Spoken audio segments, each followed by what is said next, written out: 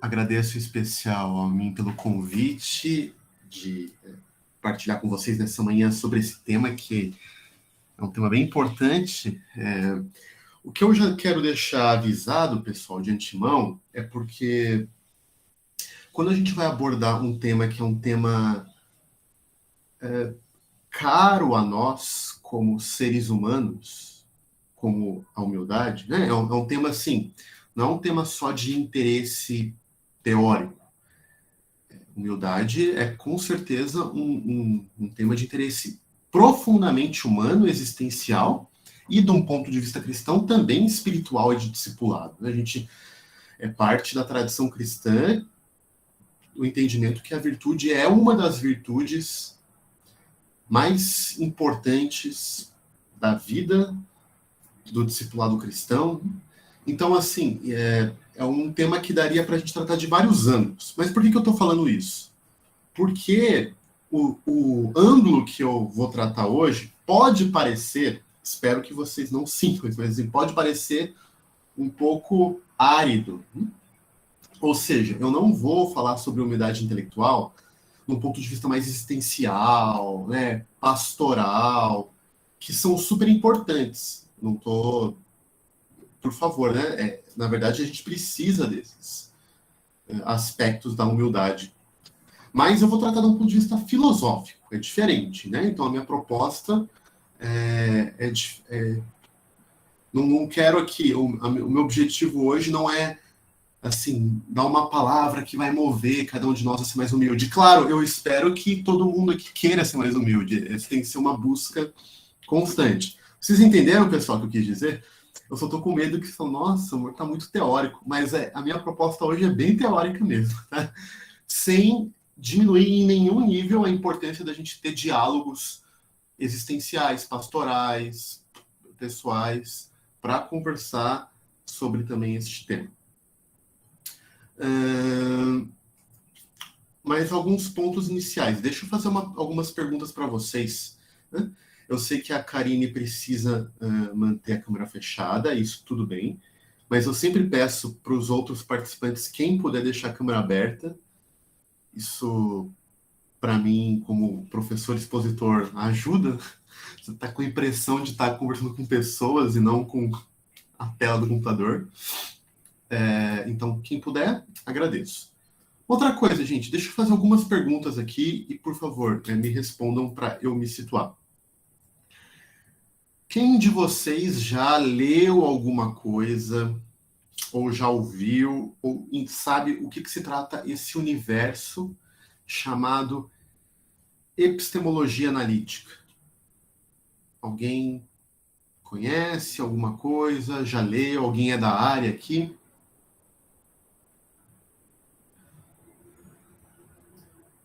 O que eu sei, eu aprendi no curso de Fundamentos da Vida Intelectual. E daí tô lendo, né? Mais algumas coisas. Legal, Karine, obrigado. Então a Karine sabe. Tá, quem aqui sabe, alguém já estudou epistemologia? Sabe o que se trata? Ângela já conhece, né? Epistemologia, o Davi também. Tá legal, gente. Então, qual que é a grande questão? Né? Deixa aqui tá um rápido itinerário que eu pretendo percorrer com vocês hoje. Quando a gente fala de uma virtude chamada humildade intelectual, ela está dentro de um campo de estudos chamado epistemologia analítica. Então, eu vou precisar gastar um tempinho, bem rápido, na verdade, para falar desse campo com vocês. Por quê? Porque senão vai ficar muito descontextualizado esse método que eu estou usando para discursar, teorizar, modelar essa virtude. Tá? É claro que eu vou ter que ser muito breve, muito econômico nas minhas palavras, para dar tempo de tratar da humildade em si. Mas eu vou tentar colocar algumas coisas para vocês terem noção do que é esse universo. Outra coisa, o que o Amin conversou comigo é que eu vou ter um tempo à disposição e no final a gente vai abrir para perguntas e respostas. Isso é ótimo. Mas eu quero deixar vocês livres para me interromper no meio da minha exposição, para fazer perguntas. pedir esclarecimento, falar, não entendi isso, volta. Tá bom? E só mais uma outra coisa, espero que isso não desanime vocês. Vocês vão perceber que os meus slides estão em inglês, tá? Mas eu vou falar tudo em português e vou ler tudo em português. Eles estão em inglês porque toda a literatura desse assunto é em inglês, 100%. 100%. Se eu tivesse que ficar traduzindo cada um dos slides, eu teria gastado, assim, trocentas horas que eu não tive trocentas horas. Então vocês vão ver que os slides estão em inglês, mas não se preocupem quem não sabe inglês, porque eu vou ler tudo em português, tá bom? E se você ficar confuso, precisar que eu volte, explique, é só pedir. Falar, Marcelão, volta aí, não entendi isso. Beleza? Alguém tem alguma questão preliminar, alguma pergunta? Deixa eu compartilhar minha tela com vocês. Deixa eu ver aqui.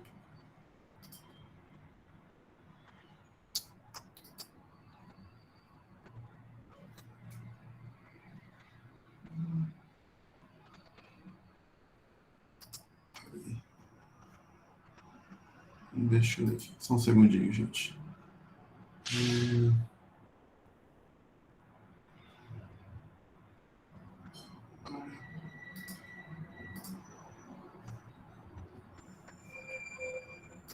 Ok.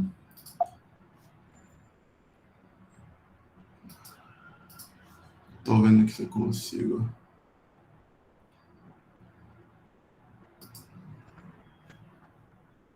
Tá, não é exatamente o que eu queria. Eu acho que eu vou ter que apresentar assim. Deixa eu ver se assim fica bom para vocês. Espera aí. Dá para enxergar bem, gente? Eu sei que não tá a tela cheia, mas me dizem se pelo menos dá para enxergar legal.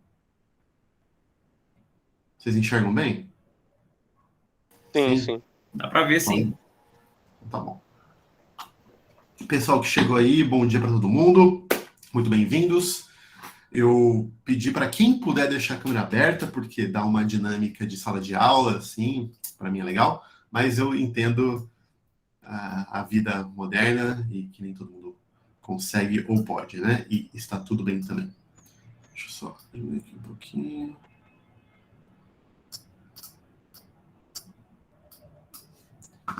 Tá legal. Então vamos lá, gente. Aqui, como eu tinha dito, é um breve itinerário do que eu pretendo percorrer com vocês hoje. Quem quiser, viu, gente, tirar print, anotar, fiquem à vontade aí. Acompanhem do jeito que vocês acharem melhor. Então vamos lá. Quando a gente fala de humildade intelectual, é porque nós estamos entrando num mundo chamado das virtudes intelectuais, ou também conhecido como epistemologia das virtudes. Como eu havia comentado, é um campo assim bem importante dentro da epistemologia contemporânea. Então, alguns levantaram mão, deixa eu explicar isso para vocês bem rapidamente. Tá? Quando a gente fala de filosofia hoje em dia, a gente pensa em diversas disciplinas filosóficas. Tem várias disciplinas dentro da filosofia. Então, por exemplo, metafísica, uma disciplina, ética, uma disciplina. A gente tem lá filosofia da mente, filosofia da ciência, filosofia da linguagem, diversas disciplinas. E uma das disciplinas filosóficas, uma das mais antigas, mais importantes, é a epistemologia. O que é epistemologia? Ela é essa disciplina que trata sobre o conhecimento e os bens epistêmicos da vida humana. Tudo que tem a ver com conhecer. O que significa conhecer alguma coisa? Quais são as fontes do conhecimento?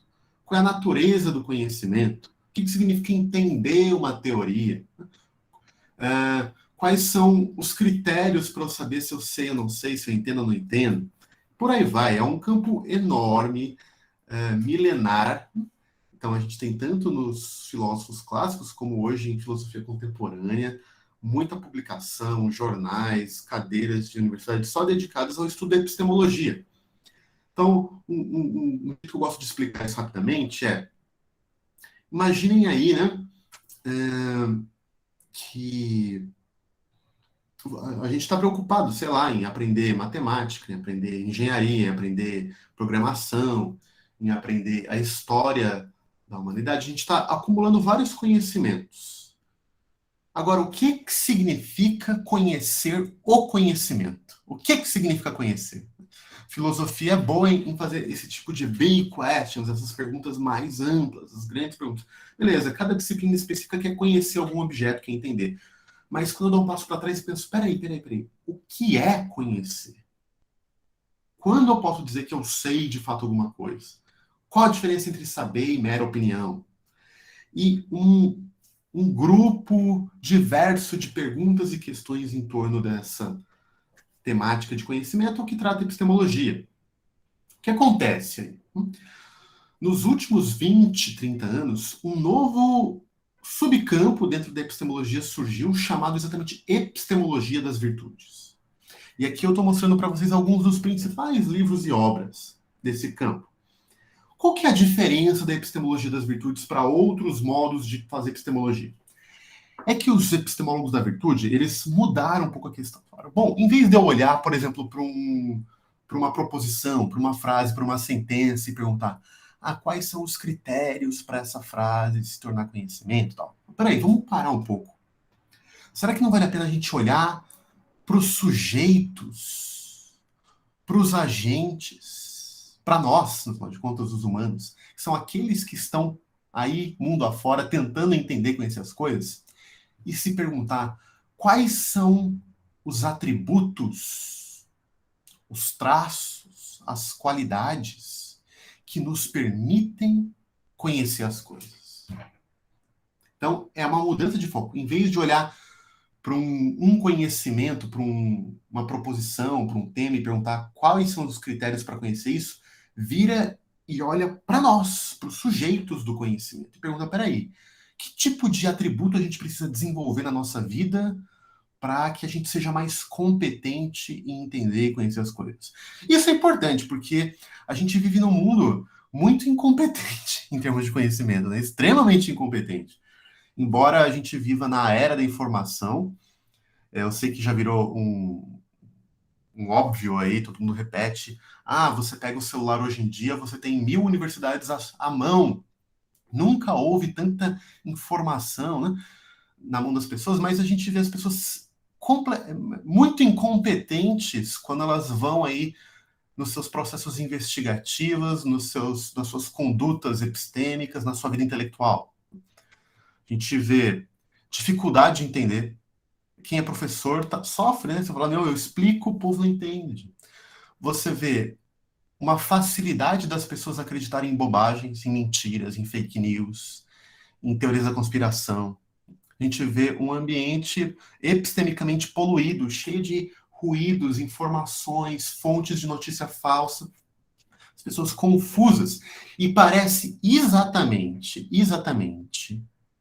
que falta às pessoas certas qualidades, e agora eu vou usar o termo, certas virtudes intelectuais que as permitam entender, conhecer as coisas.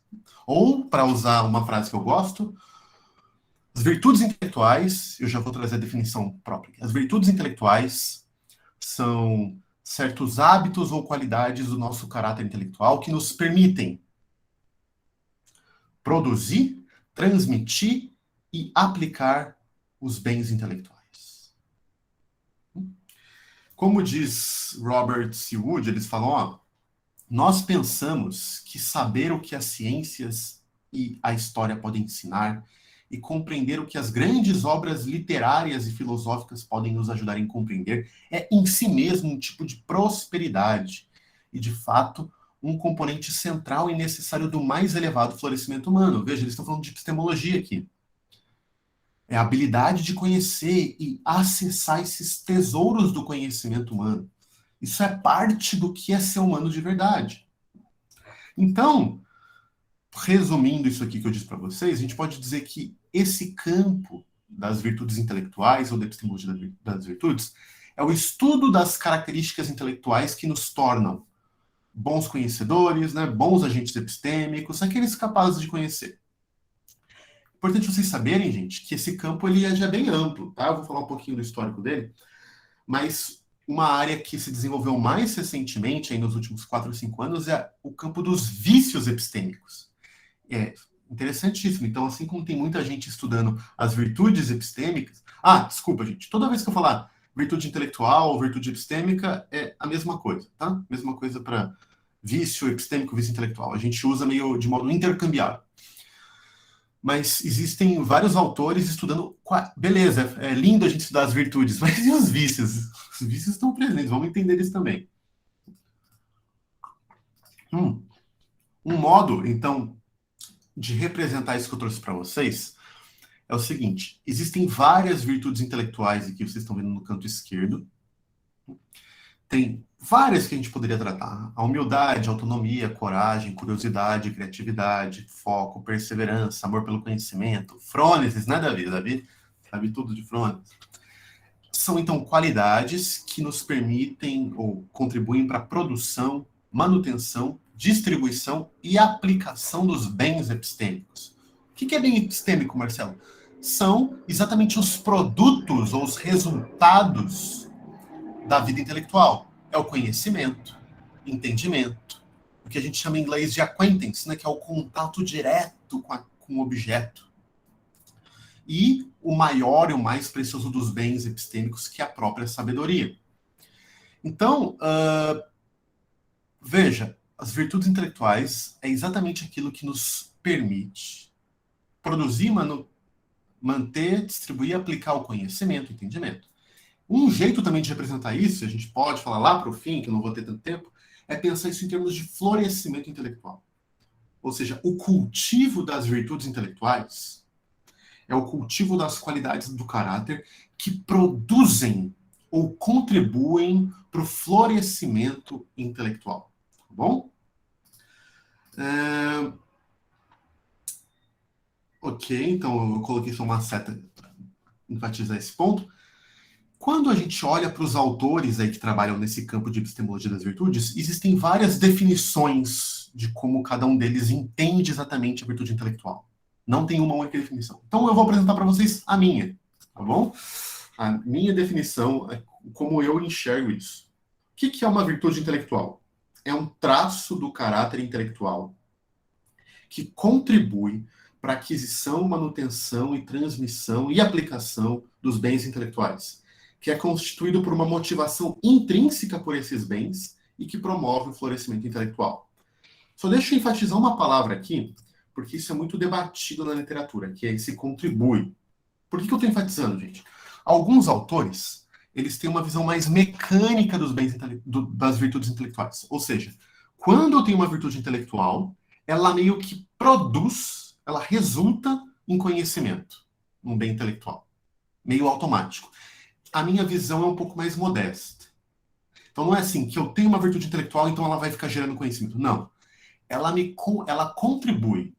Ela me dá mais chances, ou ela me coloca numa posição melhor.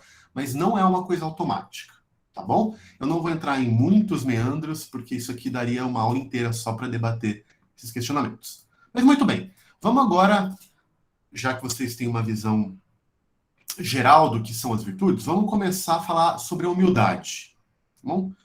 Como que aconteceu isso? Teve um livro de 2003, editado pela Linda Zagzebski e pelo Michael DePaul, que na introdução desse livro eles falam o seguinte, os filósofos morais tradicionalmente têm investigado diversas virtudes particulares com muito cuidado. E nesse volume aqui, esse livro que vocês estão vendo, tem um capítulo do Robert C. Wood, fascinante, que eles nos fornecem uma investigação detalhada de uma virtude específica para o propósito da epistemologia. E dela fala, nós esperamos ver mais investigações desse tipo. Esse capítulo, gente, foi exatamente a primeira vez na literatura que a gente teve um capítulo para investigar uma virtude chamada humildade intelectual. E foi a primeira virtude assim, a ser investigada. Por quê? Até então, os autores eles falavam de virtudes intelectuais assim, de modo genérico, sem olhar para cada uma delas, entender o profile, né, as particularidades, a estrutura particular de cada uma das virtudes. Então, nesse livro foi a primeira vez que isso apareceu. Eu brinco que os autores falam assim, a gente espere que isso aconteça mais vezes. Eu falo que isso foi meio que uma profecia, porque depois dessa publicação, começou uma enxurrada de publicações sobre diversas virtudes intelectuais. Muita, né? Muita, gente. Se você for ler na literatura, você vai ter que gastar quase uma vida para ler tudo isso. Tem centenas de publicações para estudar várias virtudes. Um exemplo recente é... peraí, já vou falar. Tô quase dando um spoiler aqui. Então, virtudes como mente aberta, coragem intelectual, perseverança intelectual, curiosidade, criatividade, tenacidade, justiça intelectual, generosidade intelectual, autonomia intelectual. Nossa, mas tem muita coisa, né? Muita. O que é muito legal, né? Dá para procurar e aprender. Agora, o curioso é que não é só que cada autor foi trabalhar com uma virtude. Vários autores começaram a pensar sobre as mesmas virtudes. E num capítulo recente, a Nancy Snow, ela mapeou e viu que só de humildade intelectual haviam 8 teorias diferentes, 8 propostas diferentes para entender o que é humildade intelectual. Uma virtude. E em 2020 saiu esse livro aqui, que é um livro inteiro desses editáveis, né? Cada um dos capítulos é de um autor diferente, só para discutir a filosofia da humildade. Para vocês verem o tamanho da literatura, a quantidade de gente discutindo esse tema. Impressionante, né? Daí o que a gente vai fazer, né, Marcelo? Tem 8 visões diferentes, qual a gente vai escolher? Então, o que a gente vai fazer hoje? Eu vou mostrar para vocês, não vou mostrar as 8, vou mostrar as 4 que eu considero as mais influentes ou as mais comuns, as que tiveram, sei lá, maior impacto na literatura. Bom, então a gente vai olhar essas 4 versões de humildade intelectual e a gente vai fazer um olhar meio filosófico para elas. Então, tentar fazer um tipo de escrutínio para ver se elas resistem ao teste de uma boa definição filosófica, para ver se elas de fato estão explicando bem para a gente o que é humildade. Quando a gente fala em definição em filosofia, o que a gente espera? Bom, muitas coisas, mas no mínimo a gente fala o seguinte, que aquela definição ela tem que capturar não propriedades marginais do que está sendo definido, mas tem que capturar o conjunto de propriedades essenciais daquilo que você define. Correto? Uma definição, não adianta falar de coisas marginais ou não tem importância. A definição é exatamente que diz aquilo que a coisa é. Um outro modo de pensar isso, a gente fala também, é capturar as intuições extensionais. Ou seja, se eu dou uma definição para vocês de humildade intelectual, certo? E por acaso a gente consegue pensar vários casos de humildade intelectual que essa definição não captura, você fala, peraí, essa definição não deve ter alguma coisa errada. Porque eu consigo pensar vários casos de humildade intelectual que essa definição não representa. Então, uma boa definição também é capaz de abranger os casos, diversos casos particulares de manifestação daquilo que está sendo definido. Se vocês quiserem ainda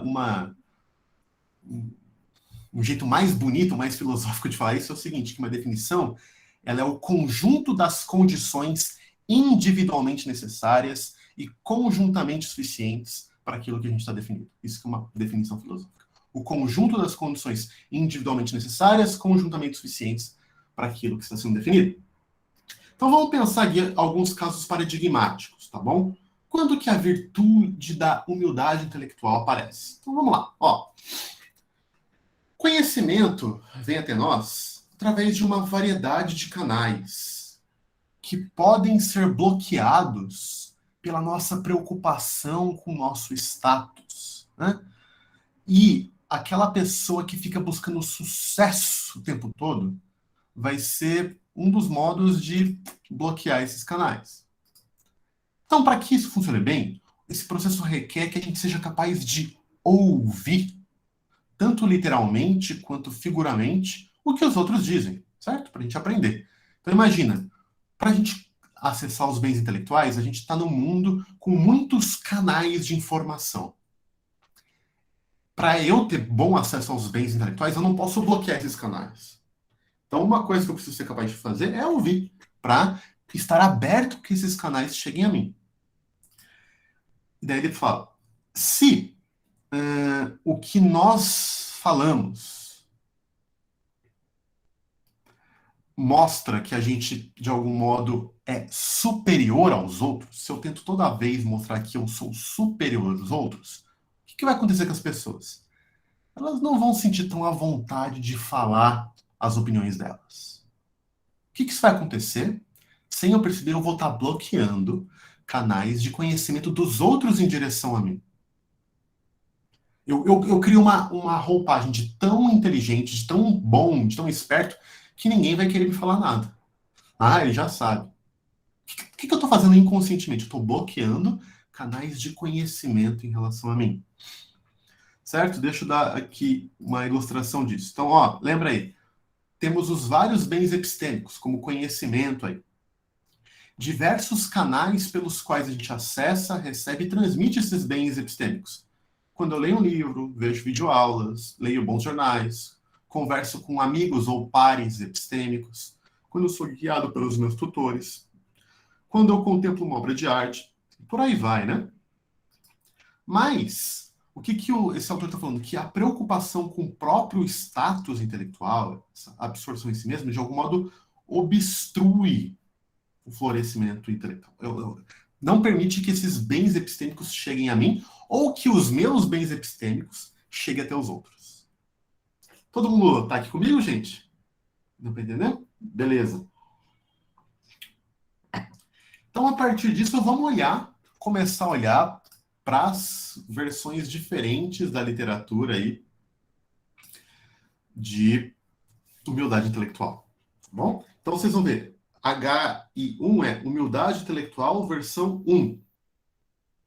Qual que é essa primeira teoria? Ela é chamada da underestimation of strength. Uma tradução pode ser assim, quando você subestima as suas qualidades, as suas forças, suas potências, as suas qualidades. Quando você subestima. Como assim, né? Então, ó, para muitas pessoas no dia a dia, o que é humildade? Humildade é aquela coisa de quando uma pessoa tem uma opinião ruim de si mesma, que despreza suas conquistas, superenfatiza suas fraquezas. Então, pensa aí, sei lá, quando alguém fala, eu sou ruim, eu não sou bom, não, os outros são melhores do que eu. Muita gente associa esse tipo de discurso que despreza a si mesmo, menospreza a si mesmo, como humildade. Mas o Robert e o Wood vão falar o seguinte, a gente acha que isso não tem nada a ver. Tá? Esse tipo de discurso de desprezo, menosprezo a si mesmo, está muito mais aliado com um tipo de servilidade, né? Um tipo de culpa crônica, de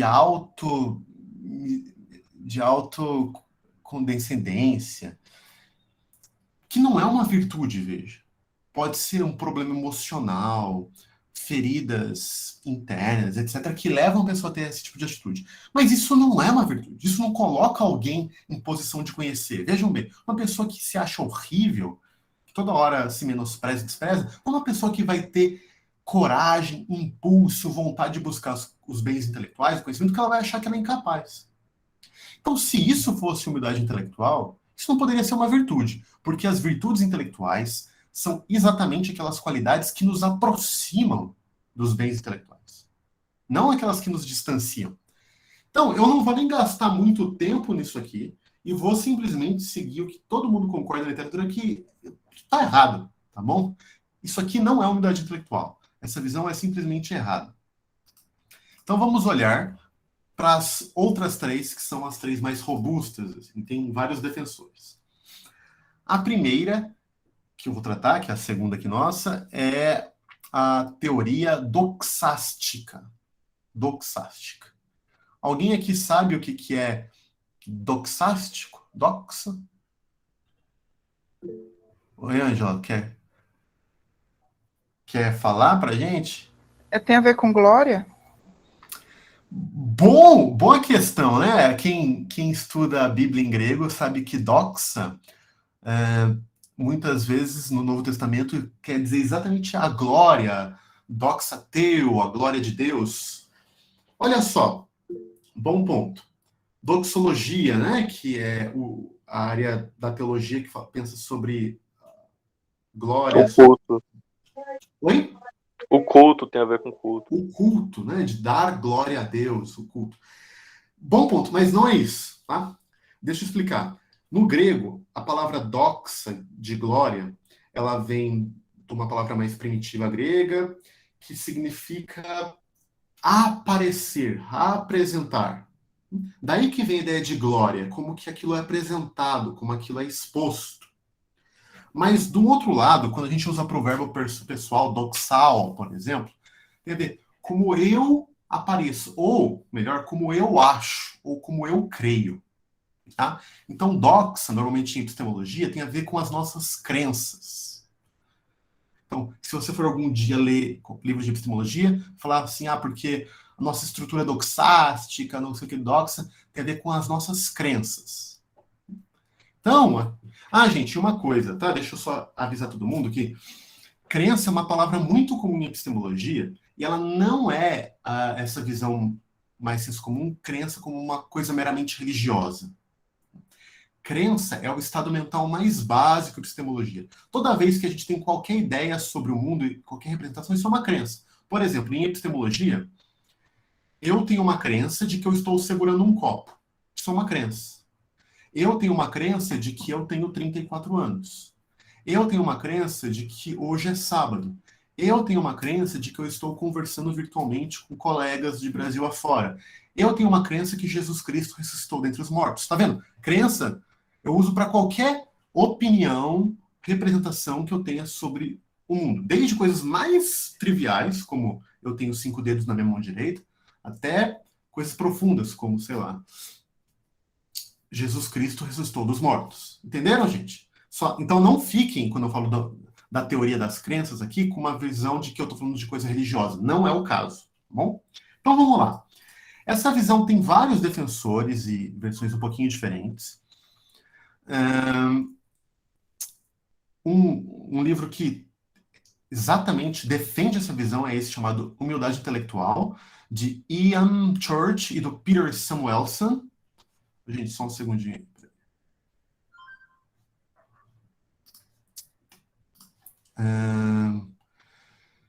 Então vamos lá. Que eles vão dizer o seguinte, tá? Como eles definem a virtude da humildade intelectual.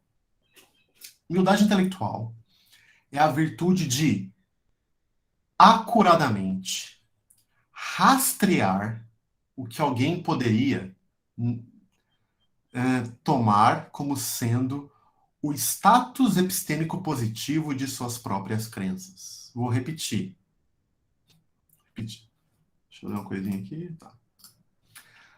Humildade intelectual é a virtude de acuradamente, ou de modo acurado, de modo preciso, rastrear o que um poderia, desculpa, de modo não culpado, né, mas vou cortar isso, não complica, mas rastrear o status epistêmico positivo de suas próprias crenças. Quem entendeu? Quem quer explicar? Alguém quer explicar?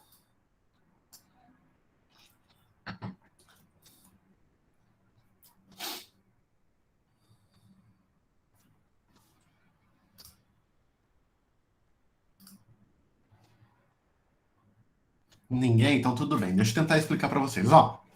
De acordo com essa definição, então, uma pessoa que é intelectualmente humilde, é humilde, ela sabe, entre todas as crenças que ela possui, quais são bem justificadas, quais têm boas razões, e outras que são mais fracas, que não têm tantas evidências, quais são bem fraquinhas, que ela não tem quase nenhuma razão para acreditar, mas ela acredita. Ela é capaz de olhar para todas as crenças dela e rastrear a qualidade dessas crenças. Quais têm boas razões, quais não têm muito. Ok? Então vamos lá. Um outro modo de dizer isso é que a humildade intelectual é uma disposição confiável de formar crenças sobre a qualidade ou o nível de confiança das suas próprias crenças, Então, ó, eu formo crenças sobre a qualidade das minhas crenças. Tenho todas as minhas crenças e eu sei falar, eu tenho uma crença de que esse grupo aqui é muito bom, tem muitas evidências. Esse aqui eu não tenho tantas razões, mas eu mantenho, sei lá, por outro motivo.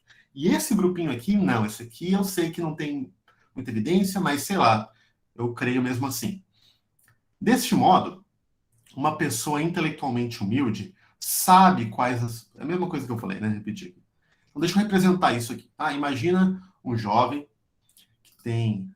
Que droga isso aqui também. Esse vermelhinho eu detesto. Esse vermelhinho. Tá outra linguagem. Pronto. Imagina aí um jovem tem diversas crenças. Desde essas mais triviais, como eu disse, do tipo, eu tenho 5 dedos na mão direita, até das mais complexas. Tá legal? O que é a humildade intelectual segundo a sua visão? É uma capacidade de rastrear a qualidade das suas crenças. Deixa eu ver isso aqui de novo. Então, veja, vamos supor que para cada crença sua, 0 significa que ela tem nenhuma plausibilidade, nenhuma evidência, e 1, ela tem total evidência, ela é evidente mesmo. Ela está para além de qualquer dúvida razoável. Então, ele vai ser capaz de falar o seguinte, a minha crença A é 0,5, a minha crença B tem o 0,8, e por aí vai. Por aí vai. Né? Os próprios autores, eles colocam um tipo de um gráfico, né? Para representar isso. Né? Então, num eixo eu tenho o status positivo das minhas crenças, e aqui o status positivo de como eu enxergo essas crenças. Então tem que ter um match, né? Da qualidade das minhas crenças e do nível que eu atribuo para essas crenças. E aí, gente? O que vocês acharam dessa definição de humildade intelectual? Alguém quer opinar? Alguém quer... Que é bem livre, tá, pessoal? Não é para ninguém se sentir constrangido. Pode... se alguém quiser falar o que você gostou, não gostou, não entendeu direito, concordou, achou que é uma boa definição do que é ser humilde. Eu vou mostrar 3 objeções. 3 objeções. Por que isso não é... A Sara não entendeu. Sara, deixa eu ver aqui se eu, através das objeções, talvez fique um pouco mais claro, tá? Mas só voltando aqui nesse ponto, veja, cada um de nós tem várias opiniões. Você, eu, sobre várias coisas, desde óbvias, opiniões sobre política, sobre história, sobre religião. Humildade epistêmica é meio que nessa versão aqui, tá? É a capacidade de reconhecer a força ou qualidade das nossas próprias opiniões. E saber dizer quando a minha opinião é fraca e quando ela é boa. De um modo simples é isso. Mas olha as objeções, tá? Imagina o professor Ziraldo aí. Professor Zeca. Esse é o professor Zeca. Ele sabe exatamente a qualidade de cada uma das suas crenças. Ele é muito inteligente. Mas, toda vez que algum colega confronta ele sobre os métodos de ensino, fala que ele está meio ultrapassado, que os alunos só dormem na aula dele, etc., ele se sente nervoso e responde de modo super mal educado. Toda vez que alguém confronta ele. Vocês acham que o professor Zeca é humilde? Ele demonstra humildade? Não. Para mim, não. Por mais que ele saiba exatamente a qualidade das suas crenças, toda vez que alguém confronta ele, ele fica nervoso, responde bravo. Peraí, isso não parece com alguém humilde, né? Arrogante, exatamente. Incapaz de reconhecer as próprias falhas, responde emocionalmente cheio nervoso. Então, peraí. Não parece que essa definição não está tão boa. Vamos pegar outra objeção, tá? Tenta imaginar 2 professores aí. Um é muito ruim e outro é muito bom nas suas habilidades de ensino. Um é um baita professor em termos de qualidade de exposição, ele é muito articulado, ele conta piada, as pessoas se empolgam, né? O outro é horrível, horrível. Agora veja, o primeiro professor, ele sabe exatamente o quão bom ele é. E o segundo sabe exatamente quão ruim ele é. Então, veja, parece que pela definição os dois são humildes, porque eles são capazes de avaliar exatamente a qualidade das suas habilidades, das suas crenças. Tá bom? Agora, o professor que é muito bom, ele está o tempo todo se achando, falando como eu sou bom, olha as minhas conquistas, olha os meus troféus, olha as minhas medalhas, todo mundo me ama. Já o segundo está o tempo todo cheio de culpa, ressentimento, só reclama, só tem dó de si mesmo, fala que por causa dele o mundo é pior, tal. Veja, algum dos dois é humilde para vocês? Não.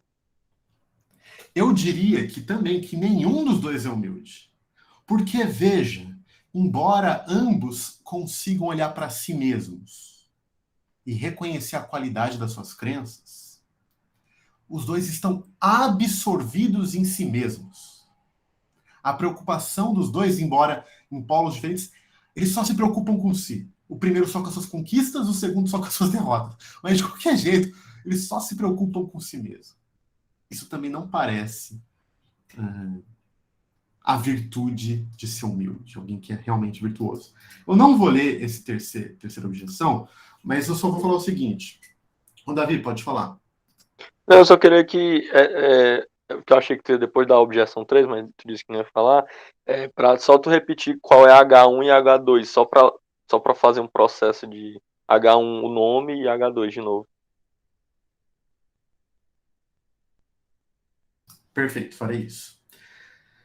Só a objeção 3, gente, de modo bem rápido, ela é o seguinte. Fala, ó, essa capacidade de formar crenças acuradas sobre as próprias crenças pode ser uma virtude. Mas ela não é humildade intelectual, é meramente isso. Ela é exatamente uma virtude de saber rastrear a qualidade das próprias crenças. Mas isso não é ser humilde, como a gente viu.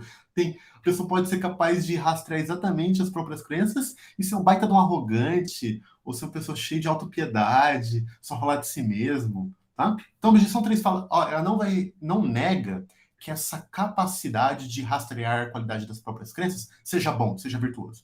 Ela só diz que é. Isso não é humildade, isso é alguma outra coisa, alguma outra virtude, mas não é a virtude da humildade intelectual. Tá? Então vamos lá, só recuperando. Primeira teoria que a gente viu foi aquela da depreciação de si mesmo, certo? A segunda foi essa teoria doxástica, que diz que humildade intelectual é uma disposição, uma capacidade de rastrear a qualidade, o nível de status epistêmico das próprias crenças. Você sabe dizer quais são boas, quais não são, quais têm evidência, quais não têm. A terceira, gente, é uma das mais populares hoje em dia. Bom, em inglês ela chama Owing Our Limitations Account. É um paper publicado por 4 autores. 2 deles são muito famosos aí na literatura, que é o Jason Bear e a Heather Baddeley, mas também o Dennis Whitcomb e o Daniel Howard Snyder. Então, ficou bem popular essa visão. Tá bom? Eu também não vou ultra detalhar, mas vou tentar jogar alguns elementos aqui para vocês entenderem, pelo menos as suas linhas gerais. Agora, deixa eu só falar para vocês uma dificuldade, que traduzir essa primeira palavra para português não é simples. Porque essa palavra ela tem um peso cultural no mundo de fala inglesa, Estados Unidos e Inglaterra, que é difícil uma palavra capturar. Né? Então, o que seria owing our limitations? É um tipo de possuir as próprias limitações, ou abraçar as próprias limitações. Quando a gente fala I owe something, né? Eu tenho, eu possuo, de algum modo eu consigo me apropriar daquilo. Então, uma tradução seria mais ou menos se apropriando das próprias limitações. Tá legal? É uma terceira. Gente, eu já vou dizer para vocês que eu acho que é muito boa essa visão, embora não seja a minha, mas é uma visão boa, tem muita coisa boa nela. Então vamos lá. Como vai dizer assim? Então, de acordo com essa visão, humildade intelectual consiste numa atenção apropriada e né, se apropriar, possuir as suas próprias limitações intelectuais. Então, de novo, né? Humildade intelectual consiste numa atenção adequada e se apropriar das próprias limitações intelectuais. Tá, daí qual que é o problema? O que significa esse homem? Eles detalham um pouquinho. Falam, ó, que então, para eu entender que eu destrincho humildade intelectual, eu posso dividir ela em 4 disposições. O que significa, gente? Que a pessoa que cultivar e formar a humildade intelectual, ela vai ter 4 disposições no caráter. O que é uma disposição? Disposição é exatamente uma habilitação de, em certas circunstâncias, manifestar uma certa ação, comportamento ou estado mental. Disposição é isso, né? Quando eu falo o seguinte, ó, o copo tem uma disposição de quebrar, por quê? Em certas condições, quando eu solto o copo, ele bate no chão e quebra. Ele tem uma disposição de quebrar.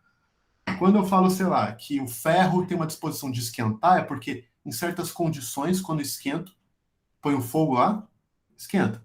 Nosso caráter, as disposições nossas, são também essas habilidades de, em certas circunstâncias, a gente manifestar certas propriedades. Então, para esses autores, a humildade intelectual é a conjunção de 4 disposições: doxástica, prática, motivacional e afetiva. Tá? Eu vou explicar. Então, primeira, a doxástica é a seguinte: é a disposição de acreditar que você tem, de fato, certas limitações. Ok? Então, uma pessoa humilde, ela é capaz de formar crenças e ver, eu tenho várias limitações, diversas. E formar, veja, daí é uma disposição de formar crenças adequadas. Você não vai formar crenças exageradas, tipo assim, eu sou aumentando os seus problemas, nem diminuindo. Ok? A pessoa humilde, ela é capaz de reconhecer e acreditar nas suas limitações, tais quais suas limitações são. Alguém já perguntou para mim, Marcelo, sei lá, se alguém perguntasse pro Messi se ele é o melhor jogador do mundo, ele falasse, eu sou o melhor jogador do mundo. Você acha que ele seria arrogante? Eu acho que não. Porque, tá bom, você vai falar o Cristiano Ronaldo, mas tá bom, assim, ele é ou o melhor, um dos melhores. Não é errado você reconhecer. Se você fala assim, eu sou, você pergunta para o melhor xadrista do mundo, você é o melhor? Eu sou. Ele não tá sendo, não é arrogante você assumir uma qualidade sua. A gente vai conversar mais disso daqui a pouco. Mas, com certeza, toda pessoa no céu, toda pessoa na Terra, vai ter limitações diversas. Né? Então, humildade intelectual é, no mínimo, uma capacidade de formar crenças, de acreditar que você tem as limitações. E não ter medo delas. Segundo, é uma disposição prática. É a capacidade de reconhecer as suas limitações. Uma coisa é eu acreditar, outra coisa é eu reconhecer. É bem diferente. Terceira, que é uma disposição motivacional de se importar sobre suas limitações. E uma disposição da vontade de melhorar. Então veja, não adianta só eu crer que eu tenho limitações, não adianta só reconhecer, mas eu tenho que me importar sobre elas. E ter uma disposição de ser melhor. E por último, que é a questão afetiva, ele falou assim, eu posso até me sentir mal, mas eu não me sinto hostil em direção às minhas limitações. Olha que coisa interessante, né? Então, quando eu olho para uma limitação minha, uma pessoa que é humilde, ela pode até sentir, não queria ter essa limitação, mas ela não sente hostilidade em relação a si mesma. Porque ela honra, né? Ela se apropriou das limitações, ela sabe que ela é limitada. Então, veja, é interessante porque ela nem de um lado é aquela pessoa que fala, eu sou limitado mesmo, que se dane, vocês que me aguentem. Não é isso. Mas também não é uma pessoa que sente hostilidade em relação a si. Aquele tipo de pessoa que fica se penalizando, se martirizando. Bom, não sei vocês, mas acho que quase todo mundo passa por essas fases, né? Ou tem isso. Eu tenho mesmo momentos em que as minhas limitações viram um peso muito grande e eu percebo que eu tenho uma hostilidade em relação a mim mesmo. O humilde, ele não vai ser mais hostil, ele vai se apropriar das suas limitações. Ele reconhece que elas estão lá, ele é disposto a tentar melhorar, ele até sente mal às vezes por as limitações, mas não mais hostilidade. Não mais. Dá para ver, né, que todas as virtudes, elas de algum modo apontam para a virtude das virtudes, que é a sabedoria. Não sei se vocês estão sentindo isso, mas quando eu vou descrevendo a humildade, eu falo, peraí, isso não é sabedoria? Todas as virtudes intelectuais, elas são componentes dessa virtude maior, que é a sabedoria. Por isso, quando você vê alguém sábio, né, exatamente essa pessoa que tem limitações, que tenta melhorar, mas ela não mais se martiriza pelas suas limitações. Ela percebe que vão ser, todos nós vamos ter alguns espinhos na carne que a gente vai ter que aprender a conviver. Aprender a conviver. E eu gosto de lembrar aquilo que Sócrates dizia, né? Que vai ter uma pessoa que você vai ter na sua companhia pro resto da sua vida, é você mesmo. Então trate de aprender a viver bem com você mesmo, porque não tem onde fugir. Tem um cantor cristão que ele canta numa música assim, ó. Como que é mesmo? Eu tentei fugir, mais para onde eu ia eu tava. Quanto mais eu corria, mais para perto eu chegava. Genial. Eu tentei fugir, mas aonde eu ia eu tava. Quanto mais eu corria, mais para perto eu chegava. Não sei se vocês, mas eu já tive várias vezes essa experiência, vontade de fugir de mim mesmo. Aí não tem um jeito, quanto mais você corre, mais para perto você chega, né? Então, assim, de um modo ou outro, todos nós, parte do que é a caminhada em direção à maturidade, à sabedoria, é aprender a conviver consigo mesmo. E aqui essa ideia de se sentir mal, ok, é normal a gente se sentir mal em relação aos nossos problemas, limitações, mas não hostilidade. Acho isso bem, bem interessante. Tá bom? Esses autores, gente, eles apresentam nesse paper de 2017, ó, quem quiser tá aqui, tá vendo aqui embaixo? Tem aqui a revista, exatamente o número da revista e tal. Eles apresentam 16 benefícios da humildade intelectual que estudos empíricos têm descoberto. 16 benefícios. E, gente, estudo empírico, tá? A gente vendo. Ou seja, olha que interessante, pessoas que cultivam a virtude da humildade intelectual têm benefícios para ela e para os outros. Nada estranho. Mas é interessante que é o seguinte, que às vezes a gente pensa em bem-estar meramente assim como realizar desejos. Realizar desejos.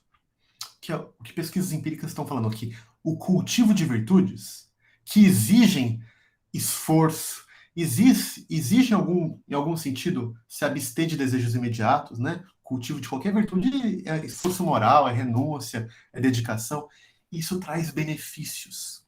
Por exemplo, olha só, pesquisas empíricas, tá? Humildade intelectual aumenta a propensão de uma pessoa admitir suas limitações para si e para os outros. Ela reduz tanto a propensão de fingir saber algo quando não se sabe, quanto a confiança em responder uma questão que não sabe. Isso é fantástico, né? Porque olha só, se você for arrogante ou orgulhoso, já vou falar desses vícios, uma consequência é que você vai atrapalhar tanto ganhar conhecimento como transmitir. Porque imagina um professor que é arrogante, alguém faz uma pergunta na sala de aula, ele não sabe. Só que em vez de admitir, ele dá uma resposta.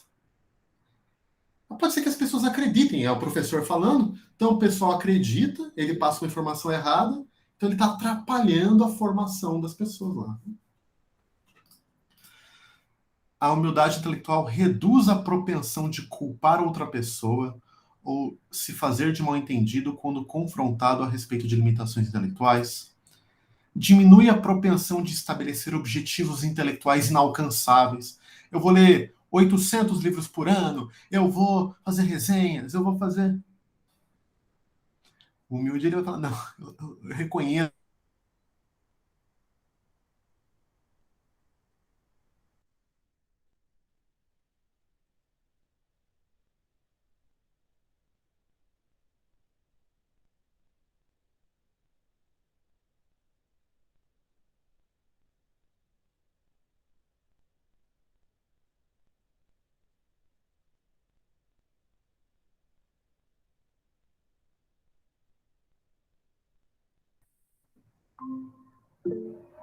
Pronto, voltou. Quer dizer, Deu algum problema na conexão? voltou. Voltei, tá aqui. Então, vamos lá. A humildade intelectual aumenta a propensão de se submeter a outros que não têm suas limitações, em situações em que as limitações são problemáticas. Aumenta o interesse sobre as próprias falhas e fraquezas intelectuais. Olha só essa aqui, hein? Reduz o sentimento de ansiedade e insegurança sobre as próprias limitações. É claro, eu já reconheci, eu não tenho que esconder mais. Eu reconheço, ó, eu tenho várias limitações intelectuais. Não preciso esconder. Então a minha ansiedade diminui. Não estou tentando mais fingir algo que eu não sou. Diminui a propensão de se comparar intelectualmente excessivamente com outras pessoas. É o mal do Instagram, não, gente? Todo mundo parece mais bonito, mais inteligente, mais rico, mais feliz. Você fala, pô, minha vida é uma droga, meu. Todo mundo só sorri, né? Todos os casais são perfeitos, ninguém briga, todo mundo tem uma casa arrumada, a minha aqui uma bagunça. Reduz o viés do que ele chama de self-serving. O que é isso? A propensão de atribuir a si mesmo mais responsabilidade pelo sucesso intelectual do que pelas falhas. Então, é um viés mapeado que é o seguinte: tem um trabalho em grupo, né? Toda vez, ou um trabalho que envolve várias pessoas, toda vez que dá certo, a pessoa fala, eu fui o responsável. Toda vez que dá errado, culpa dos outros. Então, a humildade intelectual reduz essa propensão. Aumenta a propensão de revisar crenças importantes ou reduzir a confiança nelas quando aprende os seus anuladores. Aumenta a propensão de considerar ideias alternativas, outras visões de outras pessoas e investir mais tempo tentando entender alguém que discorda de você. Aumenta a propensão de buscar ajuda de outras fontes. Aumenta a propensão de manter uma crença com a confiança que a evidência fornece. Aumenta a propensão de ter uma visão mais clara do que se sabe e crê com justificativas e que não sabe e crê sem boas justificativas. Reduz a propensão de esperar reconhecimento e louvor por suas qualidades e conquistas intelectuais. E, por último, reduz a propensão de tratar pessoas intelectualmente inferiores com desrespeito, na base de sua suposta superioridade. Porra, parece ser bom, né? Parece ser muito bom ter humildade. Só falta ser humilde. Já entendi que é bom, né? Só falta chegar lá. Muito bem, pessoal. Alguém pode falar, nossa, Marcelo, essa visão é perfeita, gostei, vou adotar. E, gente, de fato, tá? Eu acho que é uma das boas propostas aí na literatura. Eu mesmo fico meio em cima do muro, eu gosto dela, mas deixa eu apresentar também alguns probleminhas. Primeiro, deixa eu ver se eu consigo explicar isso aqui de modo breve.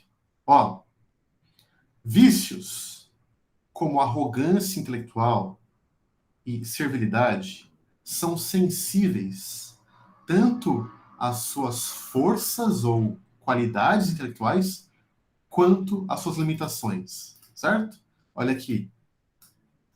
Tanto as limitações quanto as suas forças intelectuais. Mas se a gente voltar aqui, a definição fala o seguinte, ela fala só das suas limitações intelectuais. Fala que humildade intelectual consiste numa atenção e se apropriar das suas próprias limitações intelectuais. Ele vai falar o seguinte, tá, imagina que um sujeito que ele é exatamente essa pessoa, ela se apropria, ela sabe suas limitações, mas ela não tem noção das suas qualidades, ela superenfatiza as suas forças intelectuais. Ela tem uma relação adequada, apropriada com as limitações, e ela tem uma relação ruim, não virtuosa com as suas qualidades intelectuais. Ela tem uma visão exagerada, por exemplo. Ela pega as suas forças, as suas qualidades e superestima. Olha aqui. Imagine, por exemplo, o professor Ian, que se apropria das suas limitações, mas gasta boa parte do seu tempo reflexivo pensando em si mesmo. E não pensa em outras pessoas, nas suas necessidades, nas suas questões. Então, veja, essa pessoa, alguém que ela compreende suas limitações, ela não se acha, ela respeita-se. Mas quando se você tivesse, tipo, uma maquininha que pudesse entrar na mente da pessoa e ficar vendo o que ela está pensando, ela gasta quase o tempo todo pensando nela mesma. Alguém poderia falar assim, Marcela, mas eu acho que, de acordo com a definição deles, não abre espaço para isso. Pode ser, daí que é o debate filosófico, entendeu? Alguém tenta defender uma tese. Os próprios autores, eles falam o seguinte, ó, que tem duas virtudes conectadas, tá bom? A virtude da humildade e a virtude do orgulho apropriado. Orgulho apropriado. Ou seja, a humildade é a virtude de se apropriar das limitações e o orgulho apropriado é a virtude de se apropriar das suas forças, das suas qualidades. Então, eles acham que a pessoa precisa ter as duas virtudes. Tá? Gente, não dá aqui para a gente resolver essa questão, tá bom? Muita gente gosta, outros apresentam problemas, e isso tá beleza da filosofia. Mas eu acho que, no mínimo, essa teoria aqui de se apropriar das próprias limitações, ela já consegue agregar diversas intuições que a gente tem sobre o que é humildade. Tá bom? Eu não fecho totalmente, mas eu acho ela boa. Vamos para a quarta e última, que é a visão do low concern ou nenhum concern, ou a visão do pouca preocupação ou nenhuma preocupação. Já vou tentar explicar. Vamos lá. Ela tem duas versões, tá bom? Porque os autores foram desenvolvendo a versão deles. Falou assim, ó, quase todas as versões de humildade intelectual, elas trabalham dentro da visão de que humildade é algum tipo de auto-reconhecimento, auto-percepção, autoavaliação. Então, veja, eles falam. Quando a gente olhou aquela primeira lá, lembra? Que foi um pouquinho mais confusa, que é a capacidade de rastrear a qualidade das próprias crenças. O que é isso? É algum tipo de capacidade de avaliar a si mesmo. Mesmo essa segunda, que já tem componentes motivacionais e afetivos, por isso é melhor, mas ela sim, ela se baseia na pessoa se apropriar, reconhecer as próprias limitações. Então ele falou, quando a gente olha para a literatura, os autores estão tentando definir a humildade intelectual em termos de algum tipo de autoavaliação, de autovisão das próprias limitações, etc. Vamos falar o seguinte, para a gente não é isso. Vamos dizer, humildade intelectual é uma absence, né? Não é abstinência a palavra, é uma ausência.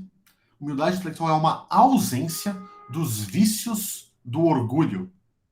Uma ausência possível por causa de uma disposição, de uma preocupação bem pouco usual, uma preocupação baixa, que não é nada usual, pelo próprio status e pelas minhas próprias conquistas intelectuais. Então, veja, humildade intelectual é uma ausência dos vícios do orgulho. Olha que interessante, eles estão definindo uma virtude pela uma ausência. Ou seja, a pessoa que é humilde é que ela não tem os vícios do orgulho, uma ausência que só é possível porque essa pessoa tem uma disposição de se preocupar muito pouco com o seu status e realizações intelectuais.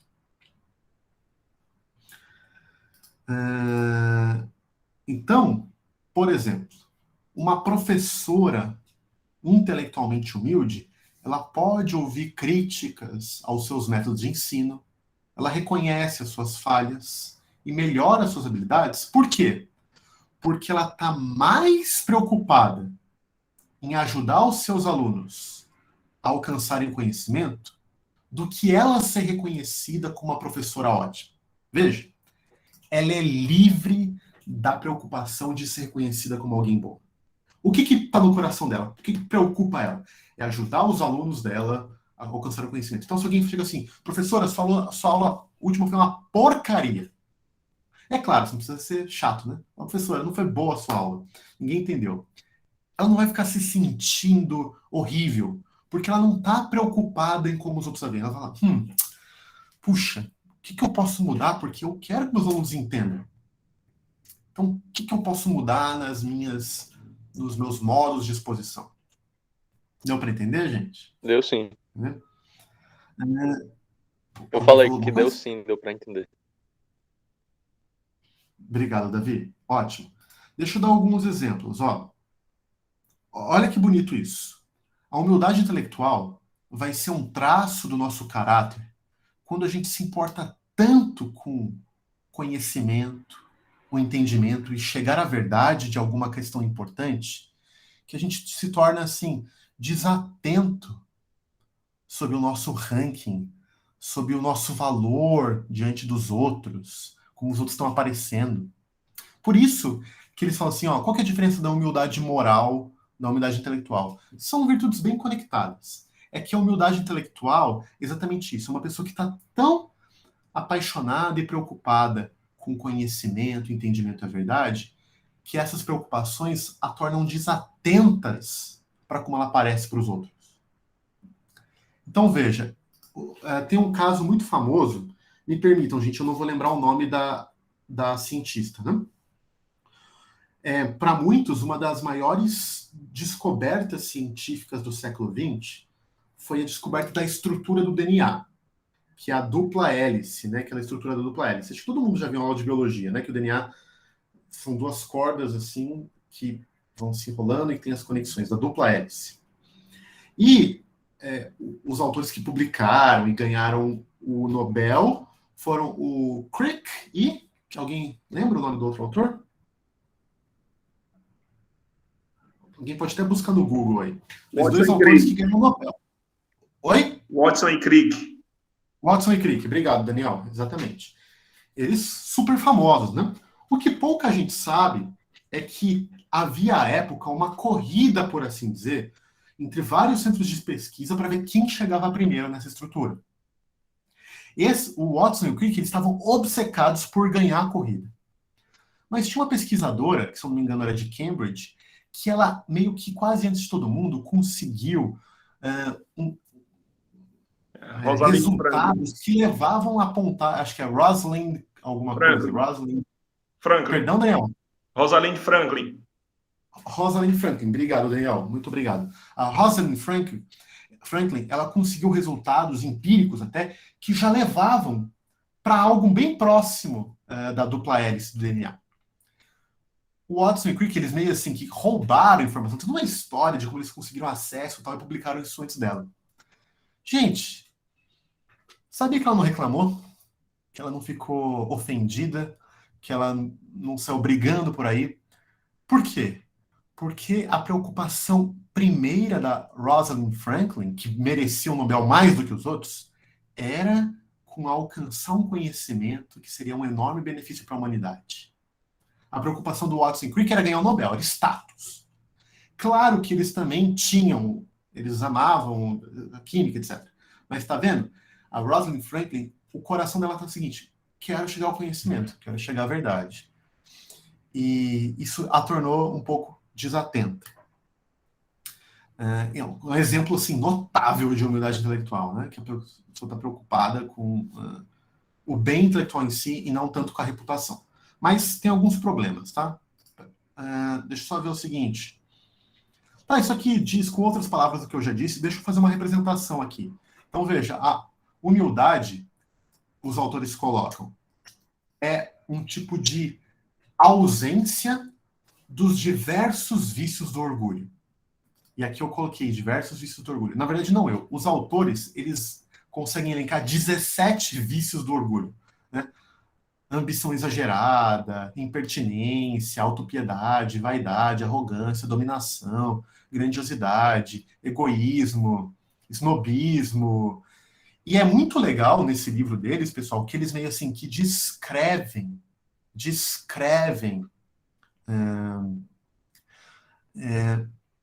cada um desses vícios com muito vivacidade, você vai se enxergando. É muito rico. O Davi levantou um ponto interessante, que essa visão parece um pouco passiva, né? E de fato, viu, Davi, você pegou um ponto crítico que vários autores criticam eles por causa disso. Mas eles respondem bem. Não, veja, não é passivo. A humildade, ela é uma qualidade viva. Acontece o seguinte, eles dizem, a tendência do coração humano é os vícios do orgulho. Então, meramente não ter esses vícios exige uma virtude monumental. É como se aqui, ó, aqui, nesse lado direito, fosse o lugar natural do homem. Então, para que eu me ausente desses vícios, me sinta, não só me sinta, mas seja livre desses vícios, porque eu me preocupo pouco com o meu status, reputação, etc., isso exige um esforço monumental. Mas é um ponto bom que você levantou. Os autores eles já responderam a essa crítica que você falou, alguns se convenceram pela resposta deles, outros não, outros vão continuar concordando com você. Agora, pessoal, deixa eu ver aqui. Olha só que interessante, 2 vícios só para vocês verem isso, né? Primeiro de baixo, arrogância é a disposição de inferir algum título ou reputação ilícita de uma suposta superioridade e de pensar, agir e sentir com base nessa superioridade. A arrogância. O vício da dominação, ela ignora o fato de que a nossa vida, a nossa agência é compartilhada. Nenhum de nós age totalmente sozinho. E os vícios da dominação e da autonomia, da hiperautonomia, são distorções dessa característica da agência humana. Esforços, como eram, de negar esse fato, tanto por absorver ou engolir a agência dos outros. Essa dominação é quando você atropela os outros e impede os outros de exercerem a sua agência. Ou por negar a real contribuição dos outros. Daí é autonomia exagerada, né? Então, gente, só um outro jeito de representar essa visão. Tem os vários bens epistêmicos, certo? Que levam ao florescimento intelectual. Mas quando eu tenho uma preocupação exagerada com status, com meus títulos, etc., isso obstrui que os bens epistêmicos cheguem a mim e à minha comunidade. Então, o que a humildade faz? Ela meio que bloqueia essa tendência natural da preocupação com status, com posição, etc. Ela bloqueia isso e permite que os bens epistêmicos fluam. Ok? Mas tem uma objeção interessante, tá bom? Prestem atenção nessa objeção, que a Hizzer-Barreley faz. Existem certos grupos na nossa sociedade que são oprimidos e marginalizados. E esses grupos precisam, assim, se levantar. Eles precisam se importar com si mesmos. Eles precisam abraçar o seu próprio valor, o seu self, o seu status, senão eles são descartados. Deixa eu dar um exemplo para vocês que a Hizzer-Barreley dá. Imagina uma professora num departamento de uma faculdade bem machista. Ela é uma das poucas professoras lá. E a Hizzer-Barreley falou o seguinte, se essa professora não se importar com a sua reputação, não se importar com seus títulos, não fizer questão disso, ela vai ser jogada de escanteio, pode até perder o seu emprego e vai perder até a capacidade de se manter financeiramente. Essa professora ela não tem que se importar com o seu status, com a sua reputação? Objeção interessante, né? E daí eles fazem um tipo de segunda versão. Daí eles falam, tá bom, Hizzer-Barreley, acho que você tem razão. Então deixa eu reconstruir a minha versão. Lembra que antes era uma versão que chamava low concern, ou baixa preocupação? Agora é a não preocupação. Então eles falam o seguinte.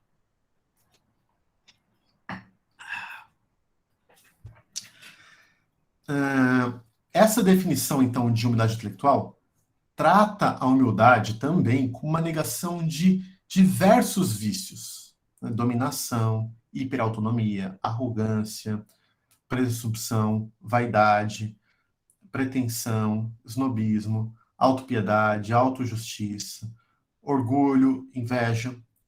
Mas agora, olha só, nós entendemos negação de um modo diferente. Na nossa versão anterior, ela era muito quantitativa. Naquela visão, a negação era diminuir, por assim dizer, diminuir a preocupação etc. Em contraste, agora essa visão ela pode ser chamada no concern, preocupação nenhuma. Ou seja, ter uma humildade perfeitamente virtuosa é a ausência, é não ter preocupações características dos vícios do orgulho, ao mesmo tempo com o entendimento do self e do outro de um jeito que mereça. Eu vou explicar, parece confuso, né? Mas aguentem aí. Antes, a gente não tentou especificar a característica que marcam os vícios do orgulho, mas agora a gente faz, né? A gente pode chamar aquele objeto de preocupação da self, da importância pelo self. Em contraste com essa preocupação degenerada, existe uma outra preocupação importante e saudável, que é a importância como pessoa. Vou resumir, tá, gente? Eles falam que, assim, são duas coisas diferentes. Uma coisa é o que eles chamam da importância do self. E disso nascem todos os vícios do orgulho. Tá vendo aqui? Mas existe uma outra coisa, que é a preocupação de si mesmo enquanto pessoa, que é uma preocupação boa consigo mesmo, é abraçar a si mesmo, é a habilidade de navegar espaços opressivos e manter o seu valor como pessoa, especialmente para grupos marginalizados. Davi, pode perguntar. Seria então, tipo, a grande certa mudança, um certo desenvolvimento seria, em vez de só pensar contra o orgulho, seria agora também pensar como essa ausência do orgulho também está relacionado com a valorização do próprio eu, alguma coisa semelhante a isso? Sim, é por aí. Mas eles estão colocando assim, né, que existe então uma preocupação degenerada, que é com o self. Tem a ver com assim, como os outros me veem, como que eu estou sendo na vida, será que eu estou alcançando o resultado? Mas existe a preocupação de si enquanto pessoa. Isso é muito importante a gente cultivar. E é exatamente isso que, para todo mundo é importante, mas especialmente para grupos marginalizados, é permitir que eles se levantem, reforcem e falem, a gente é importante, a gente merece atenção, a gente merece respeito, etc., que a gente não tem recebido da sociedade. Entendeu? Olha, bom, a gente pode comprar ou não comprar essa versão, tem muita coisa. Gente, para concluir, tá bom? Vou só direto para esse slide final, que vale a pena lembrar o que o apóstolo Paulo diz. Nada façam por ambição egoísta ou por vaidade, mas humildemente considerem os outros superiores a si mesmos. Seja a atitude de vocês a mesma de Cristo Jesus, que, embora sendo Deus, não considerou que o ser igual a Deus era algo a que devia apegar-se. Muito obrigado, gente. Espero que vocês tenham entendido. A minha ideia foi, então, apresentar aqui algumas das visões mais relevantes na literatura. Como eu disse lá no começo, né, pode parecer um exercício um pouco árido, esse exercício dos filósofos, de olhar a definição, ver o que tem de bom e o que não tem, mas é isso que a gente gosta de fazer, é nisso que a gente é até meio viciado em fazer, ficar trabalhando com esses tipos de discussão. E espero que tenha sido interessante. E eu sei que a gente tem alguns minutinhos ainda para perguntas. O interessante é que quando a gente estava começando a se identificar com alguma dessas definições de humildade, aí você vinha com a objeção. Eu disse, poxa, tá me identificando, mas já tem objeção. Cara, eu diria o seguinte, que não existe nenhuma tese na filosofia que não tem alguém que apresente objeção, sabe? E faz parte, né? Mas é claro, alguém pode falar assim, eu entendo as objeções, mas eu não concordo com elas, ou eu acho que dá para responder elas, né? E é isso mesmo, esse que é o exercício que em filosofia a gente faz, de ver uma definição, ver as objeções, ver qual das teorias é a melhor. Eu confesso que é um pouco distante, né, da minha área de conhecimento, essa questão, desse olhar mais filosófico, né? Mas eu também confesso que eu me surpreendi com tantas definições, com tantas objeções também, né? Porque algumas vezes você tem enraizado algumas dessas mentalidades, algumas dessas definições, como se a gente se apropriasse de uma e dissesse, não, essa aqui é a que eu mais me identifico, e aí depois, quando começa a aparecer as objeções, aí a gente começa a parar e pensar, poxa, eu estava completamente equivocado, né? Então, é interessante. Mas eu queria fazer uma pergunta, pode fugir um pouquinho, mas por que é tão difícil a gente enxergar a nossa própria ignorância? Né? Boa Será? pergunta. Cara, então, talvez exista. Bom, a resposta talvez ela saia um pouquinho do campo da epistemologia e vai até para o campo da antropologia, da metafísica, de entender a estrutura humana, né? Tem duas coisas que eu diria de primeiro. Primeiro, tem duas coisas que eu posso dizer assim de bate-pronto. Primeiro, eu concordo com Roberts e Wood de que, de algum modo, a nossa vida contemporânea ela gira muito em torno do self e de como a gente se compara e se coloca em relação aos outros. A gente vive numa sociedade de muita comparação, muita comparação.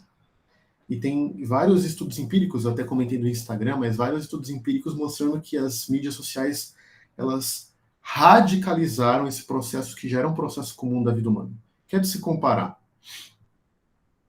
E é muito ruim, né, você se comparar, por exemplo, com mentira. O que é o Instagram se não uma fábrica de mentiras, em algum sentido? As pessoas, elas colocam uma idealização lá. E você vive com a sua própria realidade. Você está constantemente se comparando com perfis ideais, não reais.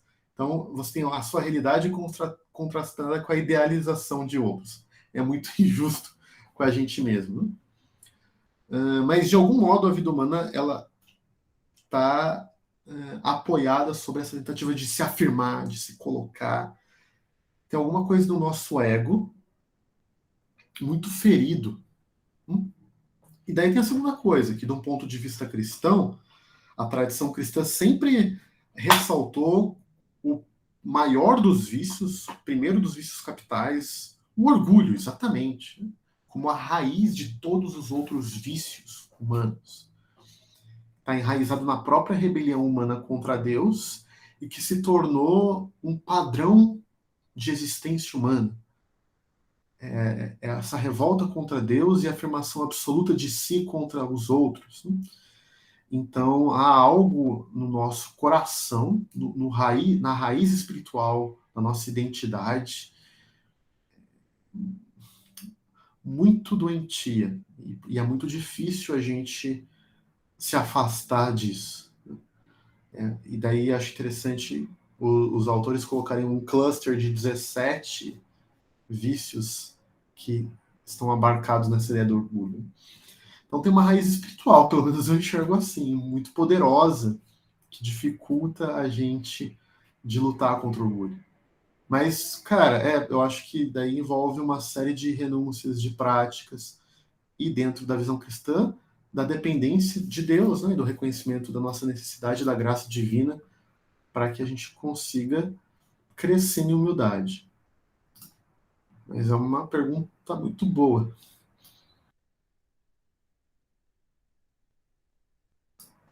Davi. Pegando essa coisa que você comentou sobre, por exemplo, a internet, né? Eu vejo que existe sempre uma conversa sobre você. Tem muito a ver com o que tu disse. Tipo, a ideia de você tentar se afastar do meio. Tipo assim, sei lá, vamos cancelar todas as redes sociais, né? Que às vezes dá vontade. E aí você meio que tenta se isolar dentro de um outro contexto que não tem redes sociais. Ou então vai ter outro pensamento que vai, não, eu tenho que saber lidar com as redes sociais, né? Existe sempre, que não necessariamente é o equilíbrio, às vezes é o inverso, não, eu tenho que saber tudo sobre redes sociais para tratar com elas, né? Então acaba às vezes sendo tipo, dois vícios. Aí a partir disso eu quero fazer a minha pergunta. Pensando nisso, né, tipo, qual é o vício que eu vou tomar, essa coisa toda. A humildade intelectual, certo? Que não deixa de ser quando você raciocina sobre isso, não deixa de ser um exercício intelectual de como você vai interpretar as redes sociais, como você vai aderir a elas. Pensando na humildade intelectual, não tem a ver com também, às vezes, esvaziar de si mesmo, que eu estou fazendo isso, perguntando isso. Porque, pensando até no cristianismo, assim, eu penso muito quando Jesus, acho que é em Hebreus, que fala sobre quando se esvaziou, né, Jesus esvaziou e tal, e tudo que a gente pensou em relação aos todos os Hs que a gente viu, tinha muito a ver com eu errei aqui a referência. Tinha muito a ver com essa coisa do tipo, pensar sobre si, e aí sempre tinha um probleminha ali que a gente pensava, poxa, mas e o outro, né? Aqueles 2 professores, por exemplo. Enfim, aí minha pergunta é mais sobre isso, tipo, nosso exercício intelectual, principalmente em relação às redes sociais, a humildade intelectual não teria a ver também com o esvaziar de si mesmo? Não tem a ver não seria também um exercício de pensar sobre o pensar fora de si, às vezes, nesse contexto tão difícil de se lidar? Cara, com certeza, eu diria, né? Você tem razão. A humildade intelectual, a humildade no geral, tem a ver com esvaziar de si. Eu gosto de uma frase que captura um pouco dessa essência, que é o seguinte: humildade não é pensar menos de si, é pensar menos em si. Ou seja, humilde não é uma pessoa que fica se desprezando, a gente viu isso, né? Eu sou. Não, mas é uma pessoa que se preocupa com outras coisas, que não se preocupa só com si mesmo. E veja, eu acredito que, mesmo uma pessoa perfeitamente humilde, existe um nível de preocupação consigo. Eu acho bobeira essa visão de que você tem que se negar na ideia de isso não existe. Né? Isso é bobagem. Mas a pessoa humilde, ela é ocupada pelo bem-estar, pelo benefício de outros também, não só de si. Isso está enraizado na visão cristã, né? O viver para a comunidade. E claro, se eu estou numa comunidade em que os outros também vivem para a comunidade, eu vou receber o benefício dos outros, o cuidado dos outros. E eu vou estender o meu cuidado para os outros. Quando a gente está num ambiente. Olha só. E daí, por isso que a frônesis, tá, Davi? Por isso que não tem uma resposta única. Porque veja só. Se eu viver num ambiente muito individualista, seja uma família, uma cidade, sei lá, uma empresa, o humilde ele vai precisar se preocupar consigo. Ele precisa, senão ele morre. Porque ninguém vai se preocupar com você. Você morre. Se eu vivo num ambiente mais coletivo, comunitário, eu posso me preocupar menos comigo mesmo porque eu estou recebendo o cuidado de outros. Então veja como toda a virtude ela precisa ser pensando não só em termos do indivíduo, mas do ambiente e do coletivo. Tá? Então, de novo, né? Imagina, sei lá, uma pessoa que vive, uma mulher que vive num ambiente muito machista, uma pessoa negra que vive num ambiente muito racista. Daí você fala assim, essa pessoa se preocupa muito consigo mesmo, mas ela precisa, senão ela não vive. Os outros atropelam ela o tempo todo. Ela não é humilde? Não, talvez o exercício da humildade, nesse caso específico, ela vai precisar pensar nela. Por isso, de novo, né? Não existe nenhuma regra geral em nenhuma virtude que funcione em todos os casos idênticos. A virtude, ela é um conjunto de disposições do caráter que me habilitam para uma certa condição. A humildade me habilita a me preocupar mais com os bens intelectuais do que comigo mesmo. Mas como isso vai se efetivar depende de cada contexto e situação. Então, voltando para a questão da internet, eu levantei problemas da internet, mas veja, duas coisas. Primeiro, o seguinte, depende de pessoas. Então, eu tenho colegas que recentemente decidiram sair do Instagram. E eles falaram, cara, tá fazendo bem pra minha vida. Isso significa que todo mundo precisa sair do Instagram, que é uma regra espiritual? Não. Não. Tem gente que trabalha com Instagram. Tem gente que usa para divulgar bons projetos. Sei lá. Entendeu? Então, quero dizer o seguinte. E veja, eu levantei pontos negativos das redes sociais. Por quê? Porque, para mim, é óbvio que existem benefícios. Em termos de contato, de comunicação. Sei lá, né? Para dar um exemplo do Instagram. tem amigos ou colegas que eu não vejo há 10, 15 anos. Eu gosto de seguir no Instagram. E às vezes eu gosto de ver stories dele para saber o que está acontecendo com a vida. Acho até legal. Tem alguma coisa interessante no stories que você não precisa mandar um vídeo para todo mundo. Você posta lá, quem tem interesse na sua vida pode ver. Pode ter uma comunidade de amigos. Sei lá, eu vou numa exposição, alguns amigos estão curiosos. Só para ver, Marcelo, manda umas coisas, em vez de mandar para quando eu faço stories. E eu não estou fazendo isso para me exibir, para falar, olha que legal, como eu sou culto, estou indo no MASP, numa exposição. Não, estou com meus amigos, você entende? Agora, de novo, as virtudes elas têm um componente de comportamento e um componente da motivação interna, das afeições. Então, pode ser que uma pessoa tá lá tirando foto dos seus livros para se exibir. Pode ser. Pode ser que não. Então, tem um nível assim, que é difícil a gente julgar também, entendeu? Agora, o que eu concordo com você é que parte do comportamento das mídias sociais tem revelado e reforçado vícios intelectuais, sem dúvida. E tem estudos saindo sobre isso, seja do Twitter, do Instagram e das outras mídias sociais. Então, sem dúvida. Peraí, acho que é uma questão da Ângela, né? Coisa aqui no chat, deixa eu ver. Não fui eu que perguntei. Que mandei ali uma pergunta. Foram dois. Primeiro a Sara e depois a Ângela, é verdade. Sim. Então, minha pergunta seria, um professor que possui conhecimento, mas não tem habilidade de transmitir e repassar esse conhecimento, mas não possui o tópico 2 da prática de conhecer, esse professor não teria habilidade intelectual? Boa pergunta. Então, vamos lá.